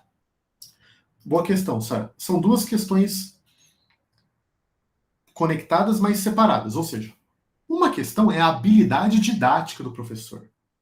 Pode ser que o professor seja ruim de didática. Mas pode ser que ele seja humilde. Veja. E pode também ter um professor que tem uma ótima didática, seja arrogante. O que eu quero dizer? Um professor que é humilde e tem uma didática ruim, ele vai ser capaz de reconhecer e vai tentar melhorar.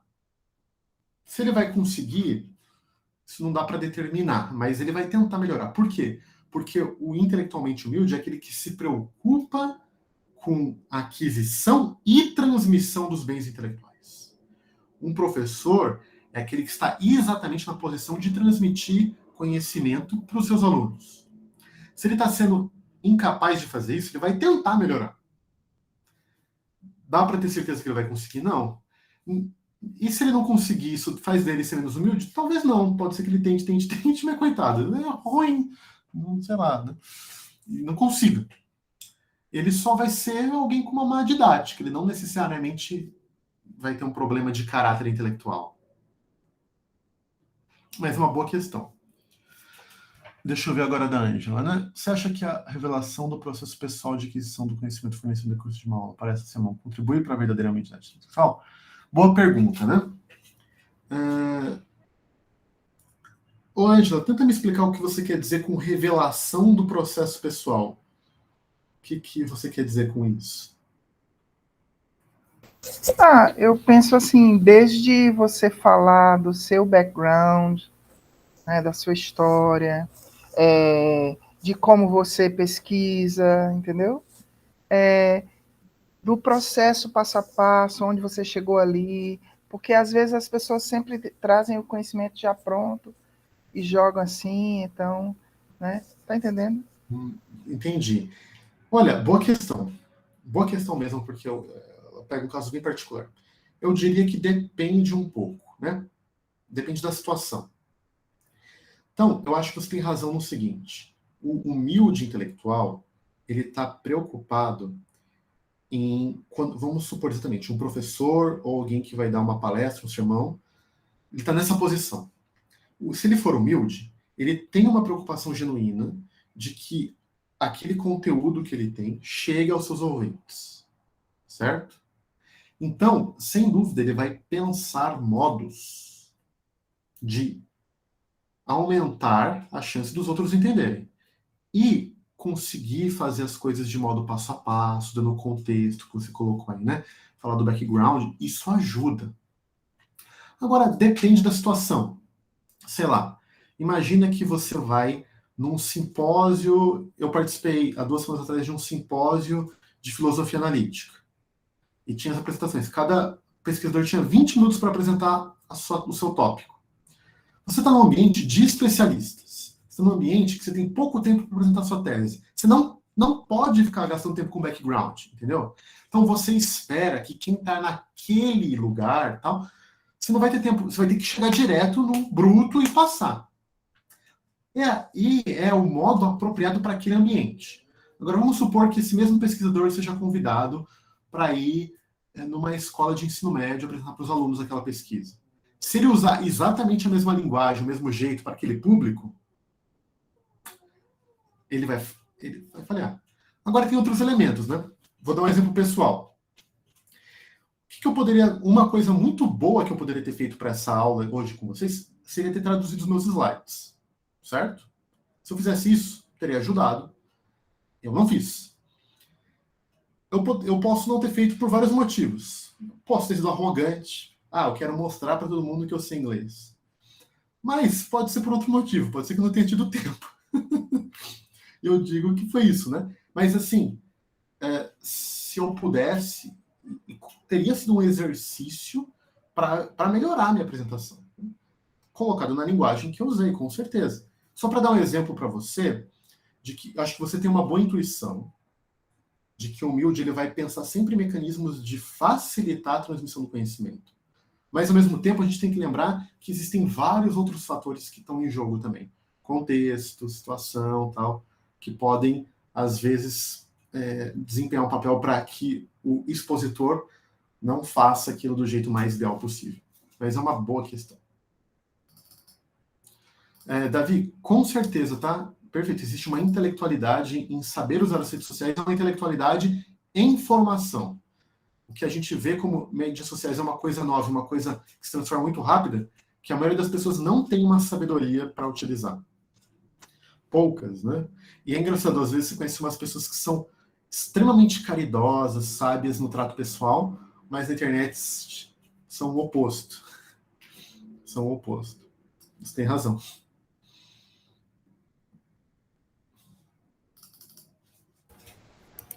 Vamos lá, deixa eu ver se tem alguém aqui que ainda tem alguma pergunta. A Karine tinha levantado a mão, não sei se ela já fez a pergunta dela. É verdade. Ô, Karine, pode fazer a pergunta.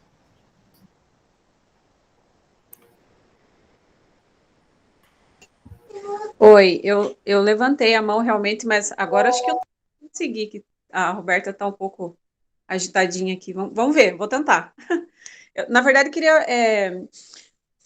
Pensando naquele exemplo, né, do contexto que a gente estava falando, que vocês estavam falando do Instagram, né, eu fiquei pensando numa coisa que acontece na sala de aula, no ambiente, né, acadêmico, universitário, né, que é bem difícil, assim, o aluno falar. Eu tenho um professor que, inclusive, ele é do Ceará, mas ele está aqui, coitado, perdido em Curitiba. O pessoal não fala muito, o pessoal é mais retraído, assim. Então, ele tinha muita dificuldade enquanto ele estava dando aula e os alunos não participam, não conversam, não fazem perguntas, né? Isso é difícil realmente para o professor. Então, ele sempre demandava isso da gente e ele não tinha sucesso e continua não tendo, né? Nesse ponto, assim, de ter a participação das pessoas em sala de aula. Fazendo perguntas simples, né? É aí que eu queria entrar, né? Ou como ele requisitava, né? Cadê os alunos que trazem as coisas da vida, né? Eu estou falando de um contexto de formação em psicologia. Então, cadê os alunos que contam a história da tia, da avó e tal, né? Então, ele demandava muito isso. Mas eu me recordo muito bem, né? Quando eu era caloura, na primeira semana de aula, nas primeiras aulas, que os alunos levantavam a mão e iam contar da tia, da avó, do que aconteceu, né, daquele exemplo que você tem. E daí o que acontecia? Os próprios alunos, já quase em motins, assim, né, já iam, me faltou o termo agora, mas já iam acabando com aquela ação dos alunos de contar as histórias, tipo, nossa, nada a ver ficar falando da tia aqui nesse ambiente, nesse espaço acadêmico, né, nesse lugar que você tem que ter boas referências e tudo mais, e daí o resultado era esse, né, às vezes você não chega na universidade sem, com essa fechado, né, ou com medo, com essa questão, né, enfim, falta os termos agora e a Roberta é impaciente, mas eu acho que eu consegui dar o meu exemplo, né? Sim. Obrigada. Eu que agradeço, Karine. Então, muito boa questão. O que eu quero só reforçar um ponto a partir da Karine é o seguinte: quando a gente pensa no cultivo das virtudes, a gente pensa no indivíduo, né? Como eu posso ser mais humilde, como eu posso ser mais inquisitivo, como eu posso ser mais curioso, etc. Mas a vida, e por isso que eu enfatizei, lembra o termo que eu usei lá no final da minha definição, que as virtudes contribuem para o florescimento intelectual. É a comunidade intelectual que, como um todo, floresce, é capaz de acessar, transmitir os bens intelectuais. Porque a gente vive num mundo profundamente conectado. A gente não está no mundo sozinho, isso é óbvio, né? Mas assim, eu quero dizer que, às vezes, uma pessoa sozinha ser virtuosa num ambiente que é muito desencorajador, não vai, ela também não vai ter acesso aos bens intelectuais. Sei lá, se você chega uma pessoa que é curiosa, que gosta de fazer perguntas, mas todo mundo te desmotiva naquele ambiente, você vai se retrair. Não importa o quão virtuoso você seja. Então, é por isso que é bom a gente pensar no indivíduo, mas em formas como a gente pode produzir comunidades mais virtuosas. E ambientes que florescem intelectualmente. E ela também falou de uma coisa.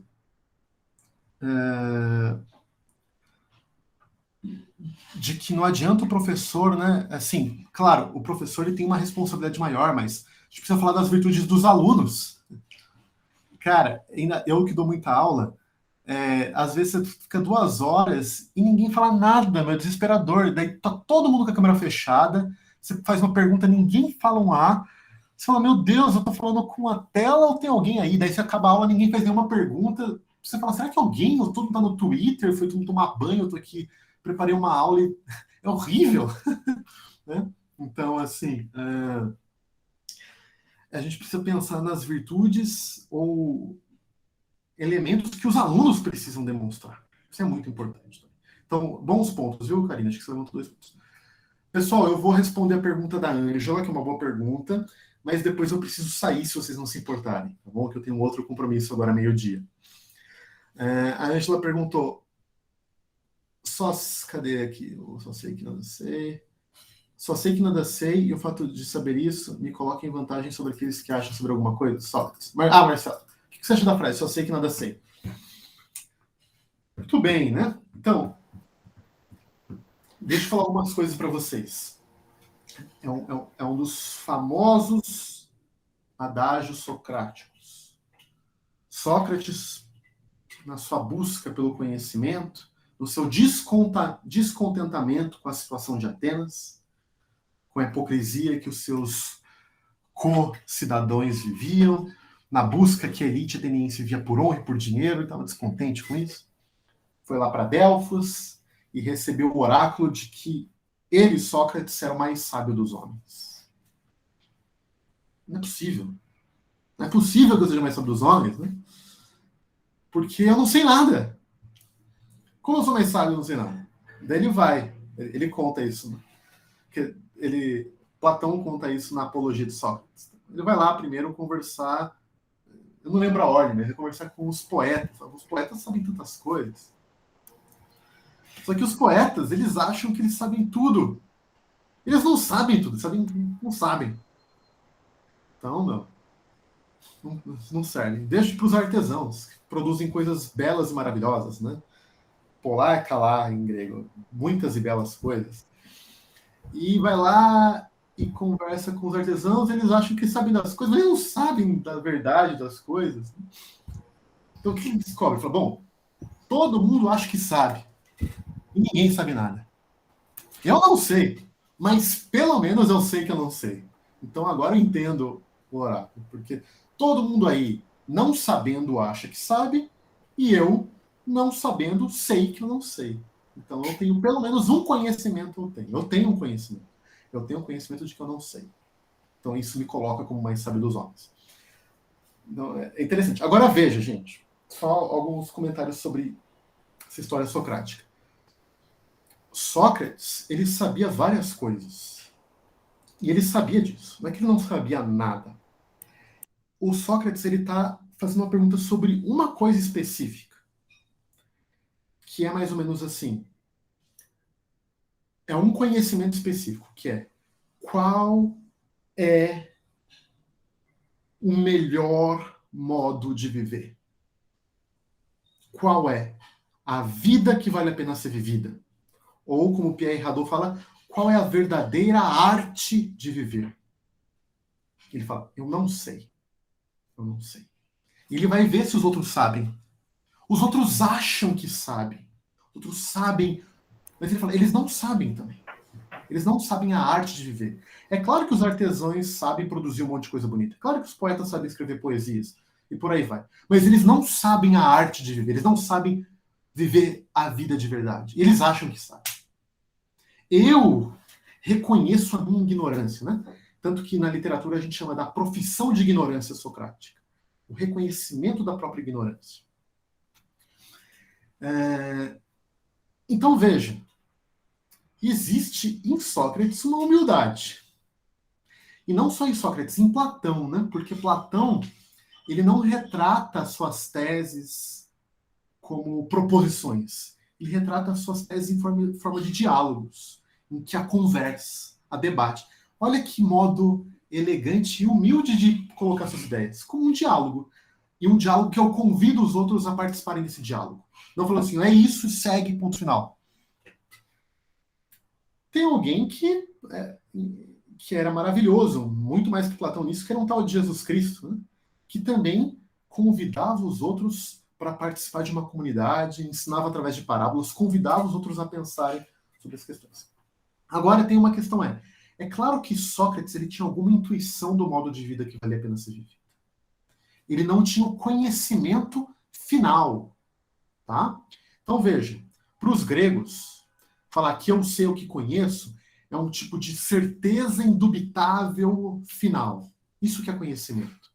Então, quando eu falar, eu só sei que nada sei, eu não tenho um conhecimento final, acabado, certo sobre o melhor modo de viver. Mas é claro que ele tinha várias opiniões e intuições e visões. Ele tinha.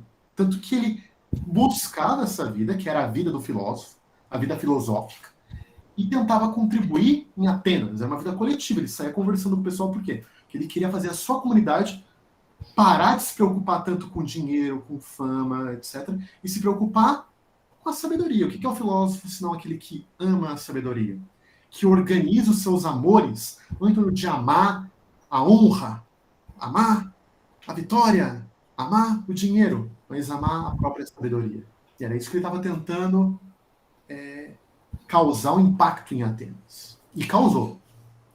E não é à toa quando Jesus Cristo se diz a própria sabedoria. Né? Não como alguém que meramente aponta para a sabedoria, mas diz, eu sou a sabedoria. Eu sou a sabedoria. É caminhando comigo que a gente cultiva uma vida sábia. Né? Mas não é à toa que eu amo filosofia. Né? É bonito. Acho que tem não só um tanto de... não é só um discurso intelectualmente interessante, mas ele é belo. Tem uma beleza. Isso tudo. Mas boa questão. Para quem não leu Platão ainda, gente, os diálogos socráticos, sugestão, né? Apologia, depois lê o Mênon, e se tiver fôlego, depois vai para a República. Lê a Apologia, que é exatamente o julgamento de Sócrates. Ele está se defendendo, né? Quando ele conta essa história de porque ele está sendo julgado. E só para pegar uma coisa que a Angela falou, tem uma hora que ele fala assim, ó, as calúnias, ele estava lá sendo acusado de falar as calúnias e a opinião que os outros têm contra mim. A palavra em grego de opinião é doxa, exatamente, é a crença, a opinião que os outros têm de mim, a doxa. E isso em outros contextos vira glória, né? Mas é exatamente isso. Ok. Então, Marcelo, eu quero agradecer aqui tanto a participação do grupo, como a sua disposição de estar aqui com a gente aqui nessas 2 horas aqui, debatendo, nos ensinando aí sobre tudo isso. Agradecer sua disposição, sua disponibilidade, né? A sua humildade. tá aqui com a gente nessa manhã. Deus abençoe sua vida e com certeza a gente vai lhe procurar, lhe perturbar mais um pouquinho em outras ocasiões. Amin, muito obrigado, viu, pelo convite. Parabéns aí por estar conduzindo o grupo de Fortaleza de um modo tão vivo. Obrigado, gente, todo mundo que participou. E assim, né, embora eu tenha dito lá no começo de que a preocupação da filosofia analítica é entender a humildade, das definições, a verdadeira filosofia, e eu diria até a filosofia cristã, vai se preocupar em que a gente cultive vidas humildes, que essa seja o nosso maior desejo, que a gente entenda a humildade para cultivá-la, e que cultivando a humildade a gente possa entendê-la. Fiquem com Deus, viu? Um abração para vocês, bom final de semana. Obrigadão, Marcelo. Deus abençoe. Tchau, tchau, um abraço. Um abraço para todo mundo. Próximo sábado a gente está reunido aqui também com o Thiago Garros, também às 10 horas da manhã. Ele vai estar tratando sobre o mínimo que a gente precisa saber para fazer um bom diálogo entre entre ciência e fé cristã. Próximo sábado às 10 horas. Deus abençoe a vida de vocês, bom final de semana e até a próxima reunião. Tchau, tchau, gente.